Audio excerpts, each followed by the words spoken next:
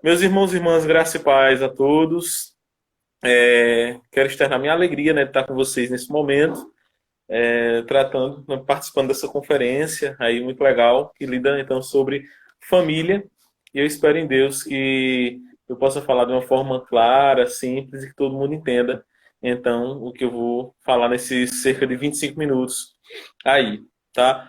O tema que me foi dado foi sobre o hedonismo, né? A busca incansável e insaciável pelo prazer, e sobretudo como é uma conferência para a família, então como o hedonismo então ele afeta a família, né? Então eu queria só ler um versículo da Bíblia que está aqui em Efésios, no capítulo 5, versículo 21, né? Apenas esse versículo, embora eu vá tratar sobre outros aqui, mas eu vou só ler esse aqui, que diz assim: sujeitando-vos uns aos outros no temor de Cristo, tá?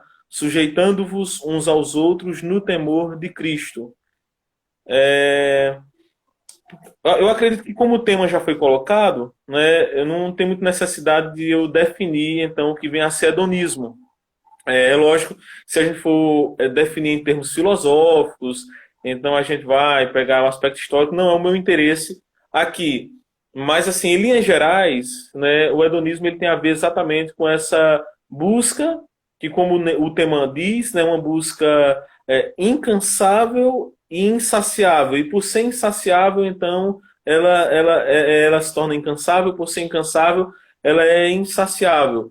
É exatamente quando a pessoa, o ser humano, ele coloca o seu prazer como central em sua existência.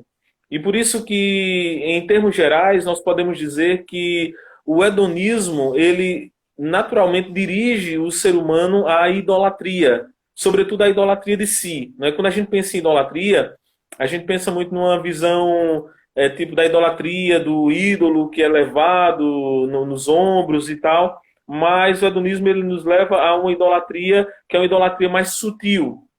É quando nós colocamos os nossos sentimentos, nossos prazeres, nossa vontade, nossos desejos acima de qualquer coisa. E aí, no hedonismo, né, o prazer, então, ele se torna o bem supremo e tudo gira em torno do prazer, consequentemente, tudo gira em torno do ser humano. Né? Por isso, o hedonismo está muito ligado a uma perspectiva humanista, né? Onde o homem é o centro, né? E como centro, então, ele faz de si mesmo, ele faz do seu prazer, então, o bem supremo que é desejado, o bem supremo que é buscado, o bem supremo que realmente torna-se a razão, então, da sua existência. E é nessa perspectiva, irmãos, que o hedonismo, né, no hedonismo, então, há uma busca de satisfação por outra coisa que não é Deus. Né? Acho que todo mundo, muitas pessoas lembram da máxima de Agostinho, né? Que também é a única frase que eu sei também das Confissões, né? Que é no início quando ele diz assim, né? Nos fizeste para ti e a minha alma está inquieta, a nossa alma está inquieta enquanto não acha descanso em ti. E é de fato exatamente essa perspectiva cristã, essa perspectiva bíblica de um Deus que nos criou e ele nos criou com o propósito de glorificá-lo e de gozar dele, de ter comunhão com ele. Mas no hedonismo, então, nós temos uma busca da satisfação em outra coisa que não é Deus. Então você tem um problema que é centralizar no homem, centralizar no desejo, né? O homem se torna o centro, e esse prazer, então, que ele deveria encontrar em Deus, então ele começa a jogar esse prazer para outra coisa, outra pessoa que não é Deus. E então, nessa perspectiva, é quando o hedonismo, ou a pessoa hedonista, ela se torna escrava do seu próprio prazer. Porque uma vez que o prazer, então, é o seu próprio Deus, então ela vive em função deste prazer, em função deste Deus. E então, sendo escrava do prazer, ela se torna, obviamente, escrava dos seus próprios sentimentos. Então, ela faz aquilo que o seu coração manda, e exatamente no seu coração que manda, ela acaba não tendo uma perspectiva crítica em relação ao seu próprio coração. Né? Às vezes até mesmo alguns irmãos eles têm uma perspectiva do coração muito ingênua, né? Como tipo aquela perspectiva, se você sente paz, então faça, se você sente paz, então é de Deus, né? E esquece muitas vezes que nosso coração é enganoso e que nos coloca muitas vezes em perspectivas que sentimos paz, mas que na verdade não é a paz que vem de Deus. Eu sempre, quando falo sobre isso, eu lembro de Jonas, né? Jonas estava em desobediência a Deus e ele tinha tanta paz que estava no porão dormindo, deu uma tempestade, todo mundo desesperado, e Jonas estava com uma paz tão grande que não acordou mesmo diante daquela tempestade. Mas aquela paz de Jonas não era uma paz que vinha de Deus, né? Não era uma tranquilidade que vinha de Deus. Então, muitas vezes, realmente, o nosso coração é enganoso. Mas, enfim, vamos falar um pouco sobre os males que o hedonismo traz. Eu não vou falar os males para o indivíduo, né, individual, mas eu quero falar mais, como eu disse, os males no sentido da família. Então, vamos pensar aqui rapidamente na perspectiva do casamento. Né? Quando você pensa aqui no casamento, quando você pensa assim, o hedonismo no casamento, o problema do hedonismo já começa quando o pessoal vai casar. Né? Lá na igreja a gente tem uma escola que é a escola de noivos, e então, logo quando o meu primeiro encontro então, com o casal, então eu faço a primeira pergunta: por que vocês querem casar? Né? E aí já começa o problema do hedonismo, né? Porque aí a pessoa vai lá e diz assim: pastor, eu quero casar para ter a família dos meus sonhos, pastor. Eu quero casar, pastor, para ser feliz. Né? E aí, quando eu vejo uma resposta dessa, eu digo, já vai dar problema. Né? Por quê? Porque esse é o primeiro ponto de um pensamento hedonista e egoísta. É quando você casa na perspectiva de ser feliz. Por quê? Porque você começa a ver o seu cônjuge como um meio para a sua felicidade, como um meio para o seu prazer. Né? E aí esse é o grande problema de muitas pessoas quando entram no casamento.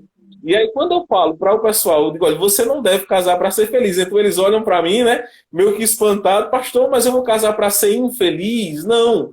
Você vai casar para fazer o seu cônjuge feliz. Você vai casar por quê? Porque na felicidade dele você vai encontrar a sua felicidade. Né? Então, esse é o problema, porque quando você tem um casamento em que os dois são egoístas e os dois querem ser felizes a todo custo, os dois querem ter prazer a todo custo, então o que acontece? Essa busca incansável, insaciável pelo prazer de ambos, automaticamente vai gerar um colapso no casamento. Porque são dois egoístas debaixo do mesmo teto. Cada um vendo o outro como um meio para a sua própria felicidade. E é impossível o casamento se sustentar nessa configuração. Entendeu? Então, assim, o problema de muitos casamentos é exatamente a forma como eles começam. Entendeu? Normalmente, então, cria-se um ideal de casamento. Esse ideal é exatamente da família que não tem problema, que não tem defeito, da casa que você vai morar. Às vezes, algumas pessoas que têm problema na casa dos pais e pensam: quando eu casar, meus problemas vão acabar. Quando eu casar, então, quando eu me casar, então eu vou ter uma família na qual não vou ter quebrar-cabeça e tal, vou ter a família perfeita. E exatamente essa busca do prazer a todo custo, vendo o outro como um meio para a felicidade e não o outro como um fim, então já começa-se a gerar os problemas. E aí o que é que acontece? Nessa perspectiva do hedonismo, quando se entra no casamento, então ela tende a perdurar então durante todo o casamento. E aí, então, quando você começar a ver o outro, o seu cônjuge, como um meio, e esse cônjuge, então, não lhe traz a felicidade que você esperava ter, e o prazer que você esperava ter, então logo vem a questão do divórcio. Né? E aí, qual o problema? Né? O hedonismo entra também agora na perspectiva de como você vê o divórcio. Por quê? As pessoas chegam no gabinete e dizem assim: pastor, eu casei para ser feliz, pastor. Né? Eu não casei para viver isso, não. Né? Então aí começa lá. Né? E aí você vê as possibilidades. Né? O que é que Deus quer para a sua vida? E aí você diz assim: não, minha perspectiva, eu quero casar, eu quero desfrutar, pastor. E aí o que acontece? Na perspectiva da pessoa, ela vai dizer o seguinte: o que é que eu preciso para ser feliz? Lógico, se meu marido não está me fazendo feliz, se ele não é um meio para me dar o fim da felicidade e do prazer, logo então a solução é: vou me divorciar e vou então procurar alguém que possa então me dar o prazer que eu quero, dar o prazer que eu quero e dar então a minha felicidade. E aí veja como a perspectiva hedonista, ela está presente desde a entrada no casamento até a forma como nós nos comportamos durante o casamento, buscando a nossa felicidade, vendo o nosso cônjuge como um meio para a nossa felicidade e para o nosso prazer, e no fim do casamento. Né? Por quê? Porque aí nós vamos agora, nessa perspectiva, nós vamos então nos divorciar e vamos procurar alguém que finalmente seja o meio para a nossa felicidade. E aí, a questão é, o cristianismo, a perspectiva cristã, apresenta exatamente o remédio contra o hedonismo, né? Porque o remédio contra essa perspectiva do casamento do hedonista é exatamente a perspectiva que Paulo apresenta aqui da submissão. Quando ele coloca aqui no versículo 21 que nós lemos, sujeitando-vos uns aos outros no temor de Cristo. Então, todo mundo, acredito que sabe, né?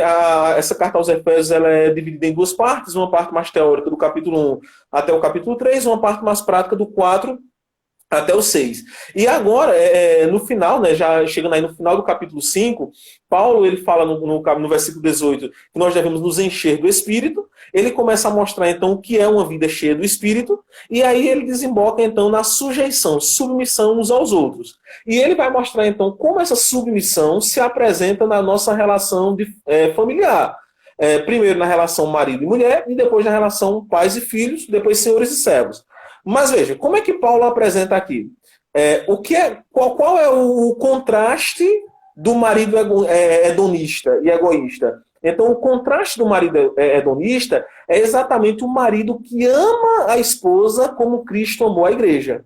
Essa é a perspectiva de Paulo. Ele coloca no versículo 25, maridos amem ou amai vossas esposas como Cristo amou a igreja. Então veja que contraste com o hedonismo aqui nós temos. Veja, em primeiro lugar, nós vemos o imperativo do amor, né? Então ele coloca aqui, amem, é um imperativo, é um mandamento, certo? Aqui já tem um problema em relação ao hedonismo, porque o hedonismo, ele funciona com a base, no hedonismo o sentimento é soberano. Então, o que importa é o que eu sinto. Então, se eu não sinto a felicidade, se eu não tenho a felicidade, então isso aqui é o meu imperativo, é o que eu sinto, é o que me dá prazer. Na perspectiva cristã, o mandamento do amor é o imperativo. E aqui vale salientar, irmãos, que os casamentos na época de Paulo eram casamentos, em sua maioria, arranjados. Né? Então, não era como hoje, né, que hoje a gente casa pela afeição, pelo amor, pela paixão e tal.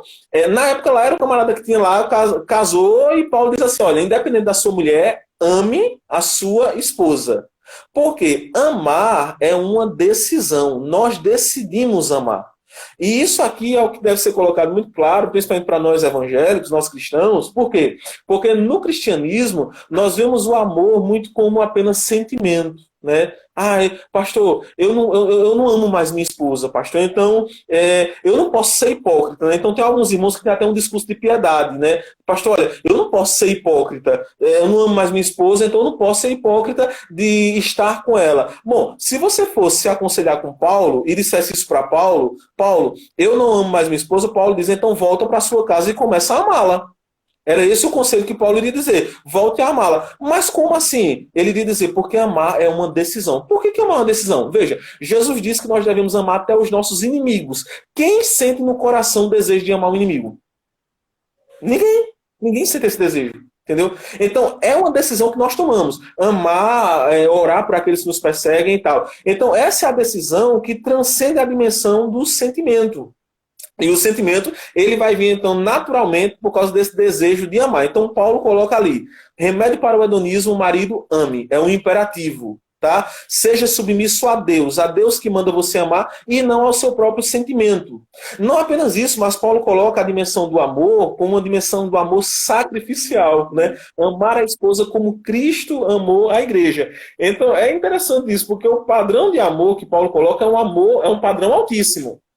É um amor que, se necessário for, dá a própria vida em favor da própria esposa. Ou seja, um amor que dá a entrega total. Então veja que contraste com a perspectiva hedonista. Enquanto o marido hedonista é aquele que vê a sua esposa como um meio para a sua própria felicidade, o marido cristão é aquele que vê a sua esposa como um fim em si mesmo.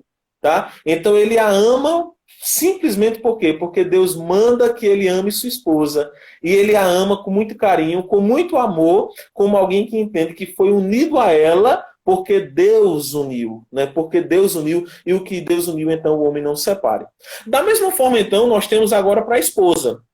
A esposa, o contraste da esposa cristã com a esposa hedonista. Por quê? Porque a esposa hedonista é aquela que vê o marido como um meio para a sua própria felicidade. Enquanto a esposa cristã é aquela que tem prazer em se submeter ao marido e se colocar, então, debaixo da mesma perspectiva missional do marido. Né? Isso é interessante, por quê? Porque você tem uma esposa que não está buscando o seu próprio interesse acima de tudo, sua própria felicidade, seu próprio prazer acima de tudo, mas é a esposa que tem prazer em acompanhar o marido em sua missão. Né? É a esposa que tem prazer em submeter, e detalhe, não vê isso como um senso de inferioridade.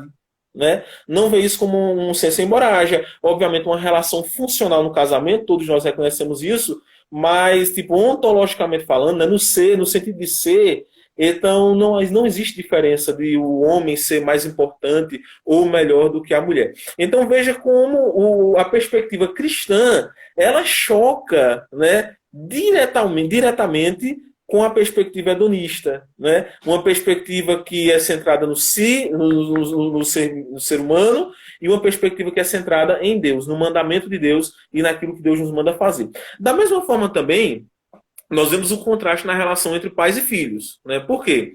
Porque o pai hedonista, né, a relação do pai hedonista com o seu filho é exatamente uma relação da mesma forma como um pai que vê o filho como um meio de lhe dar prazer. Então, o que acontece? No caso do pai hedonista, você tem um pai que projeta o seu futuro no filho.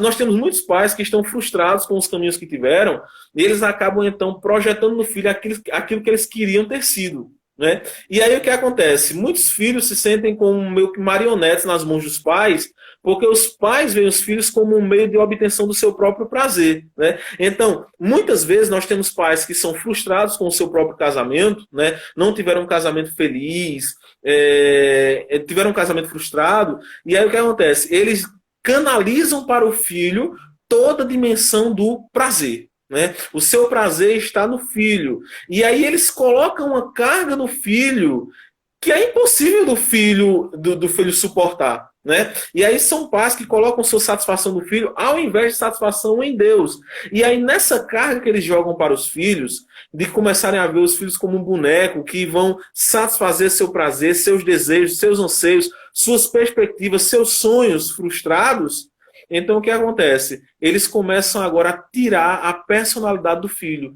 E esse filho agora, para agradar o pai, ele tem que ser aquilo que o pai quer que eles sejam. Né? Da mesma forma, então, você tem o problema do filho, que começa a ver o pai como aquele que satisfaz todos os seus desejos. Desejos materiais, desejos emocionais, mas não o pai que merece respeito simplesmente porque é pai.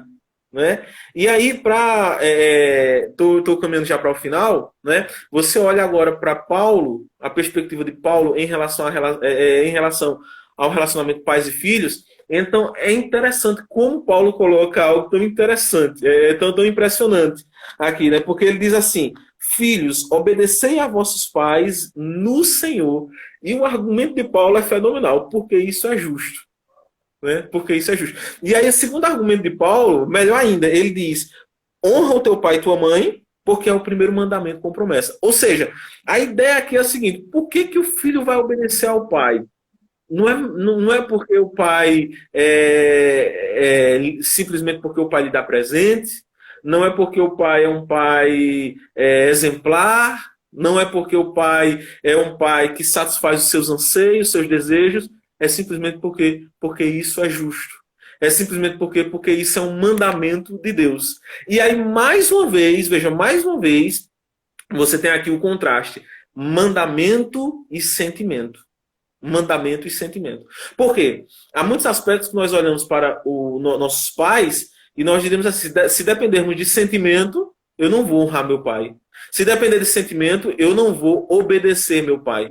Mas quando eu olho então para a dimensão bíblica, que é a dimensão do mandamento, então pela dimensão do mandamento, independente do que o sentimento tente reinar e predominar no meu coração, a dimensão do prazer, a dimensão do sentimento, embora ela exista, seja legítima e não necessariamente má, né? O nosso problema com o hedonismo não é a questão do prazer em si, Tá? Deus nos criou como seres que têm prazer, que foram criados para desenvolver essa dimensão do prazer. O problema é quando esse prazer se torna um ídolo em nossas vidas. Esse é o nosso problema. Então, a dimensão do sentimento, ela deve sempre estar abaixo da dimensão do mandamento. Tá? E quando nós entendemos assim, então nós entendemos a perspectiva cristã. E por fim, então, você tem o pai cristão, né? Que na perspectiva de Paulo é aquele pai que tem a responsabilidade de criar o seu filho na disciplina e na admoestação do Senhor. Ou seja, é aquele pai que tem o dever de dar ao seu filho, né?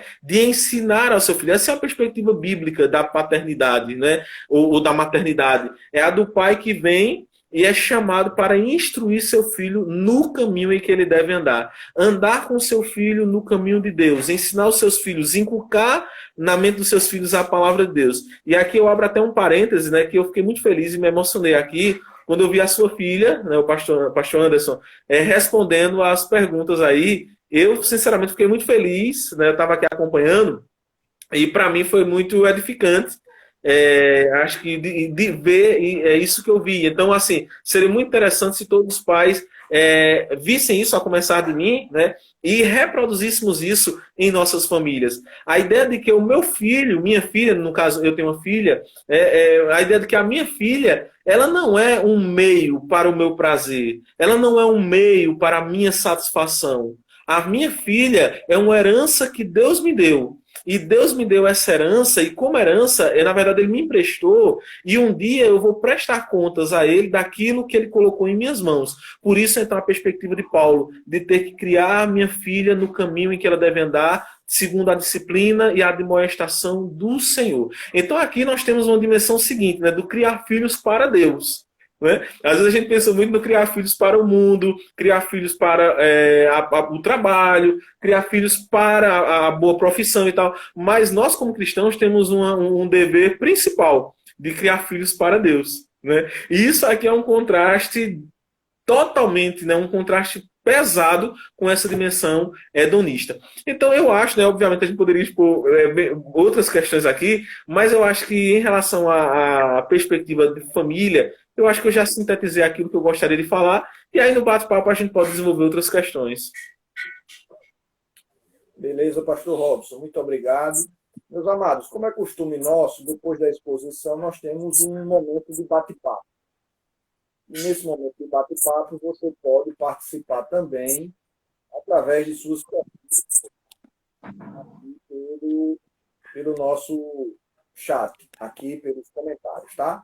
Então, se você tem alguma pergunta a fazer, Robson, então você pode colocar aí, nós vamos tentar compartilhar. Eu vou bater um papo aqui com o pastor Robson sobre o assunto, tá? Reverendo, de um outro lado, oposto ao hedonismo, parece que nós, evangélicos, ou uma ala, parece que adotamos uma espécie de uma teologia do sofrimento. E aí é como se disséssemos assim, parece que Deus provoca algo ruim em nós porque Ele quer nos quebrar, né? Ele quer nos humilhar, Ele quer... então, se você ora a Deus por uma bicicleta azul, Ele vai lhe dar uma vermelha para lhe quebrar. Então, essa terminologia e essa perspectiva é muito comum em alguns círculos. Como é que você vê essa perspectiva também do outro lado?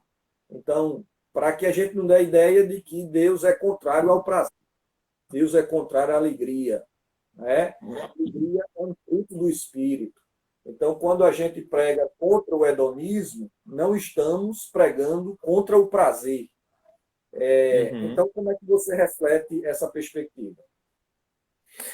Eu acho que, infelizmente, entre nós evangélicos, muitas vezes, na tentativa de jogar, aquele velho ditado, né? A gente joga o bebê junto com água suja, né? E a gente acaba jogando tudo.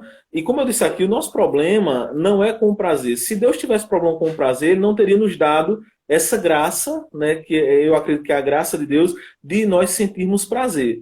O problema é que nossa natureza pecaminosa, né, nós como seres humanos, Então nós costumamos transformar aquilo que é bom em mal. Então nós pegamos aquilo que é o prazer, que é algo bom, e aí transformamos em um ídolo. E aí, como você disse, vem alguns extremistas que pegam então e jogam fora o prazer todo. Né? E diz assim, não, a gente tem que sofrer. Normalmente essa dimensão é uma dimensão que vem acompanhada com algumas ideias, infelizmente, né, que entraram no cristianismo, né, que é a ideia do pagar o preço, né? Ó, você tem que pagar o preço e tal. E se vê um irmão, um crente feliz, né? Então, ó, esse crente aí tem alguma coisa errada com ele, né? Alguma coisa está errada com ele, e tal. Então, assim, nós precisamos deixar claro isso. Deus nos fez criar criaturas para o prazer. E não apenas o prazer acima de tudo sublime com ele, mas também o prazer que nós podemos ter em nossas relações interpessoais, né? Por exemplo, eu posso ter prazer no meu relacionamento com a minha esposa. Eu posso e devo, né? Detalhe, eu posso e devo ter prazer no meu relacionamento com a minha esposa. Eu posso e devo ter prazer no meu relacionamento com meu filho, com a minha filha, né? Com meus pais. Agora, o que eu não posso, como eu disse, é colocar esse prazer acima de tudo e transformá-lo no ídolo na minha vida, entendeu? É esse ponto do equilíbrio, né? Que nem sempre é fácil para algumas pessoas, de achá-lo, né? É o extremo. Nem dá. Eu às vezes brinco com o pessoal, né? Porque eu vejo muito esse extremo quando a gente fala de teologia da prosperidade. E aí a gente fala, eu digo, tem uns que tem a teologia da lapada, né? Então, nós somos extremistas, né? É terrível isso na nossa natureza pecaminosa. Eu era seminarista, pastor, e aí eu trabalhei numa congregação que era muita luta. E uma dessas minhas lutas, eu estava compartilhando com a pessoa e a pessoa disse assim, não, o seminarista é para sofrer mesmo. Uhum. Então, essa ideia de que algumas pessoas elas serão purificadas a partir do sofrimento, né? Isso é mais que a gente precisa correr Um detalhe, dele. você falou isso aí, e eu lembrei agora de um evento parecido, né? Eu fui para assistir uma programação da minha filha na escola dela, né? E aí eu deixei meu carro, é uma escola cristã, e eu deixei lá meu carro, e uma pessoa pegou e veio e travou o meu carro, né? Quando eu saí, eu fiquei esperando a pessoa chegar lá, e quando ele chegou, ele me conhecia, eu não o conhecia, aí ele viu assim, né? Ele disse, ô pastor, me desculpe. Aí ele disse para mim, né? Ele disse, mas pastor tem que sofrer mesmo, né? E eu fiquei com pena do pastor dele, né? Porque eu digo, meu Deus, uma ovelha que tem essa visão do pastor, que Deus tem misericórdia desse pastor. Infelizmente tem gente que tem essa visão. Exatamente. O que a gente está falando aqui, pessoal, o nosso prazer, quando não pecaminoso, é uma coisa que glorifica a Deus também. Né? Então, nós podemos glorificar a Deus a partir de uma alegria, de um passeio, de uma viagem, a partir das nossas relações familiares. O problema do hedonismo é que ele diviniza o prazer. Uhum. E aí, eu tenho uma formação em psicologia, e aí você vai ver que alguns teóricos vai colocar o princípio do prazer como norteador do bem-estar na saúde mental. Então, se você sente prazer nisso, então por que não fazer? Independente do princípio ético, independente das balizas morais. Então, se você quer, faça. E aí usa-se até um termo, né, do Piaget, você precisa ser congruente com os seus sentimentos. Então, se você quer, faça. Você precisa ser livre no seu ato.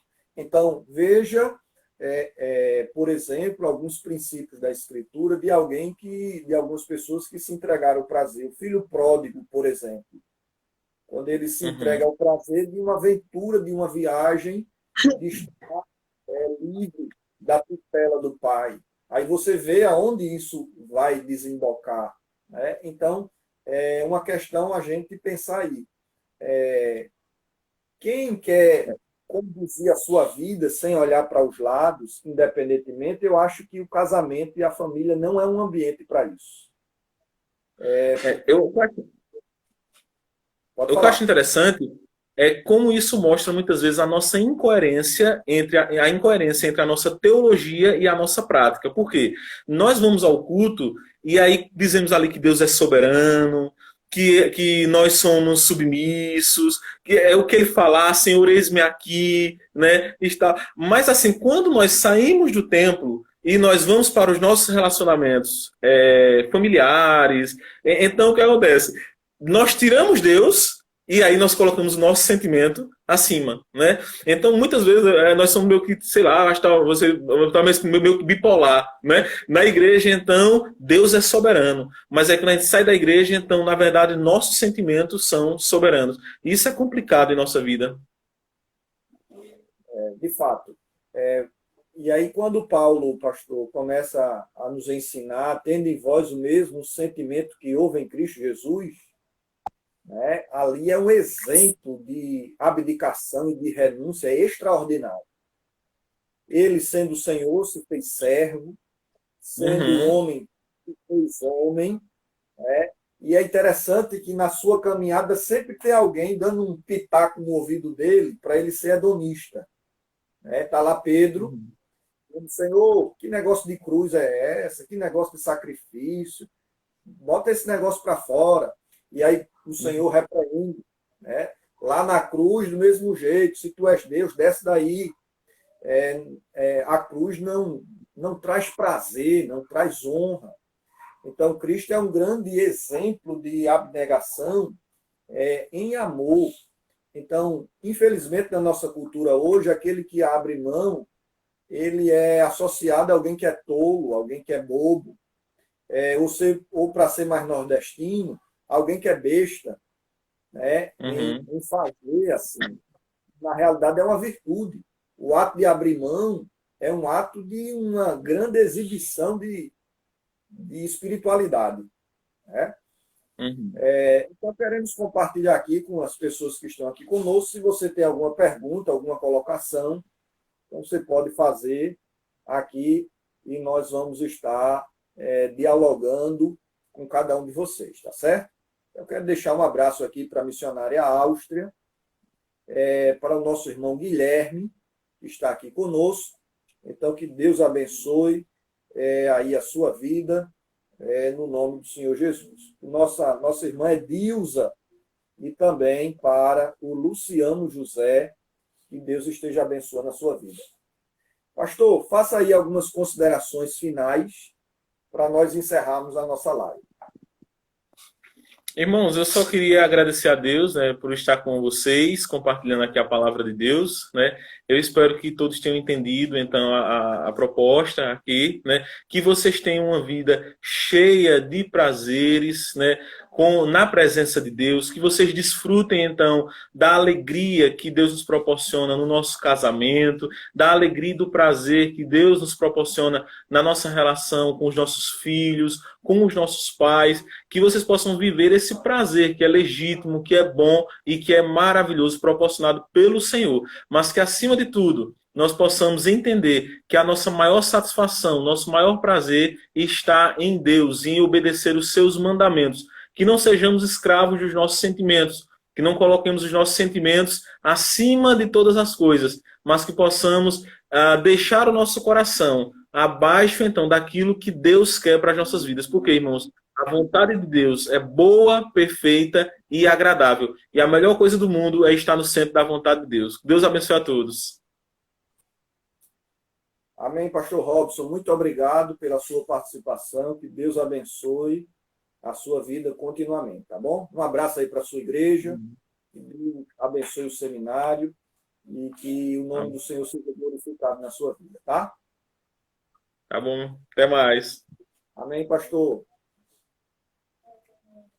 Pronto, meus irmãos, nós estamos aí no nosso segundo dia da nossa conferência online. Lembrando que a nossa conferência online ela é dividida em 3 partes, tá? A primeira parte, na perspectiva temática, são os desafios contemporâneos da família. Então, aqui a gente está falando de desafios. Ontem nós falamos sobre o desafio do relativismo. Então, imagina o desafio da família que não tem princípios a serem seguidos. Então, uma família relativista, ela perde balizas. Quem é o líder da casa? Quem faz os papéis de pai e papel de filho. Numa família relativista, o pai pode não ter autoridade sobre os filhos é que têm sobre os pais, porque não existe absolutos quanto a isso. Então foi o que a gente viu ontem. Hoje nós observamos sobre o desafio do hedonismo, que é a busca do prazer. Você já ouviu alguém dizendo assim, o meu coração está dizendo isso? Ou quando o meu coração falar, eu faço. Então, alguém que fala assim, e olha que nós temos muitos evangélicos que têm esse discurso. Esse discurso é um discurso muito perigoso, porque nem sempre o nosso coração reflete a verdade do evangelho. Olha, quando Davi tentou construir o templo, e ele pede permissão ao profeta para fazer isso, porque achava que o seu coração estava pedindo isso. E baseado no seu coração, ele pede. E o profeta, baseado no seu coração, diz que Deus permitiu ele construir. Só que nem o coração de Davi, nem o coração do profeta refletia a vontade de Deus. Quando o profeta sai da presença do rei, Deus diz assim, quem disse que Davi é o homem que eu escolhi para construir o templo? Não, Nanina, não. Volta lá e diz que quem vai construir é Salomão, porque Davi é um homem que tem muito sangue nas mãos. Então você perceba que o que deve nos orientar não é o nosso coração, não é o arrepio do nosso cabelo, o calafrio da nossa alma. O que deve nos orientar é tão somente assim diz o Senhor. E assim diz o Senhor é revelado na sua palavra. Então, uma família hedonista, onde cada um busca o prazer, é uma família que corre um risco enorme. Então, imagina aí filhos que querem o seu prazer como fim último. Eles podem estar debaixo da tutela dos pais até que tenham prazer, até que sejam supridos. Mas diante da mínima frustração, seja da liberdade, seja de uma presença mais contundente através de uma exortação, esses meninos vão querer ir embora. E vão querer ir embora não por uma nova família que se constitui, deixa pai e mãe e se unem à sua mulher. Eles vão querer constituir uma família, não é por conta disso, é tão somente por um princípio hedonista. Aqui eu não tenho mais prazer. Você já viu alguém deixar uma igreja dizendo assim, eu não me sinto bem? Será que isso também não é um cheirinho de hedonismo? Eu não me sinto mais bem nessa igreja, então eu vou embora. O sentir bem, amados, não é a razão de tomarmos a decisão, mas sim a palavra de Deus. Então, essa é nossa primeira parte. Amanhã nós vamos estar pensando sobre materialismo, o desafio do materialismo, a obsessão pelos bens materiais. Então, é isso que nós vamos ver. E aí, para essa primeira parte, eu gostaria de sugerir um livro para vocês. Esse livro aqui, ó. Forças Destruidoras da Família, do pastor Jaime Kemp, tá? Editora Vida. Irmão Pedro, que está nos assistindo aí, tem esse livro por aí?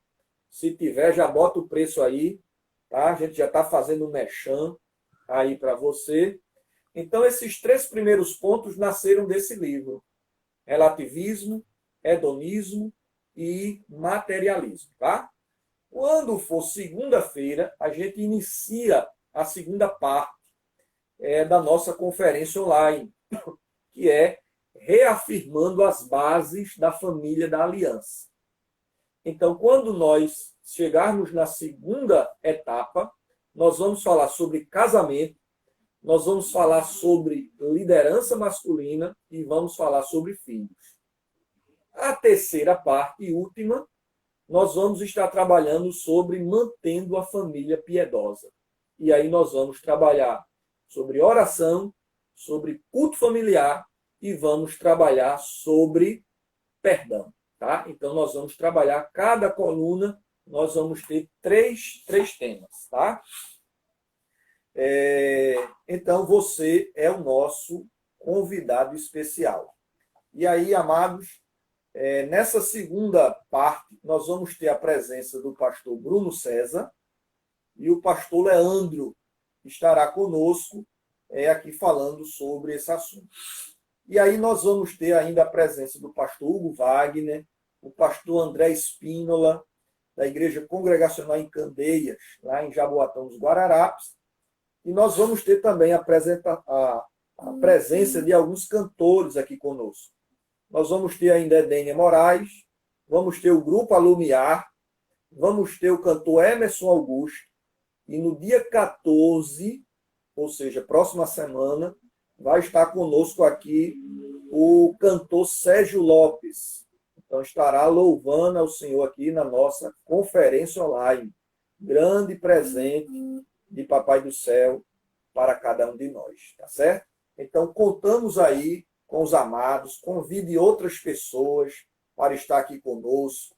Então incentive seus familiares, convide-os, lembre-os, porque a Escritura diz que a fé vem pelo ouvir e ouvir a palavra de Cristo.